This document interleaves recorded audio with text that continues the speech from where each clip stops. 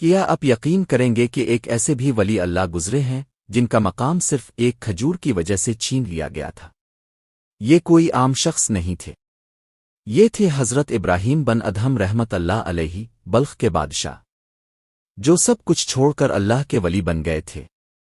حضرت ابراہیم بن ادہم رحمت اللہ علیہ اپنی عبادت، خشوع و خضوع اور اللہ سے گہرے تعلق کی وجہ سے مشہور تھے۔ ایک وقت جب اب بیت المقدس میں قیام پذیر تھے، اچانک اپنے محسوس کیا کہ اب کی عبادت میں وہ کیفیت نہیں رہی ہے اور نہ ہی دل میں وہ سکون پا رہا ہے۔ اب پریشان ہوئے اور بہت سوچا کہ آخر مجھ سے کیا غلطی ہو گئی ہے۔ اسی پریشانی میں اپنے فیصلہ کیا کہ آج رات مسجد میں تنہائی میں عبادت کریں گے۔ عشاء کے بعد سب لوگ چلے گئے کیونکہ مسجد میں کسی کو رکنے کی اجازت نہیں تھی، اس لیے اب ایک چٹائی لپیٹ کر ایک کونے میں چھپ کر لیٹ گئے۔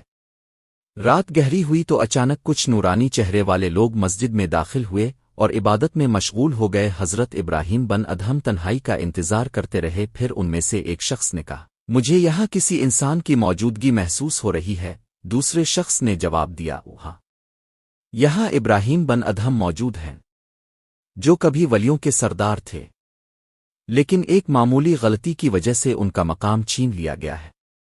یہ سن کر حضرت ابراہیم بن ادہم کانپ اٹھے۔ اسی لمحے انہیں یاد آیا کہ ایک دن وہ ایک کھجور کے باغ کے پاس سے گزر رہے تھے کہ راستے میں ایک کھجور پڑی ملی تھی، انہوں نے اسے اٹھا کر بغیر اجازت کھا لیا تھا، اور یہی وہ لمحہ تھا جب سے ان کی روحانیت کم ہونا شروع ہو گئی تھی۔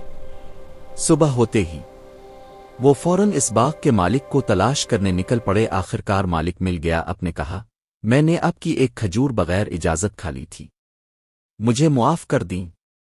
مالک حیران رہ گیا اور اس نے فوراً معاف کرنے کے بجائے کہا، اب کچھ دن میرے باغ میں کام کریں۔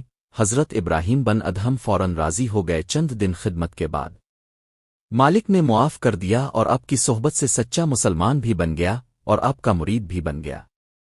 اس کے بعد حضرت ابراہیم بن ادہم کی عبادت میں وہی خشوع، وہی سکون واپس آ گیا۔ یہ واقعہ ہمیں سکھاتا ہے کہ اللہ کے نیک بندے چھوٹی سے چھوٹی چیز میں بھی حلال و حرام کا خیال رکھتے ہیں، کیونکہ ایک چھوٹی سی غلطی بھی ان کے دل کی روشنی کو کم کر سکتی ہے۔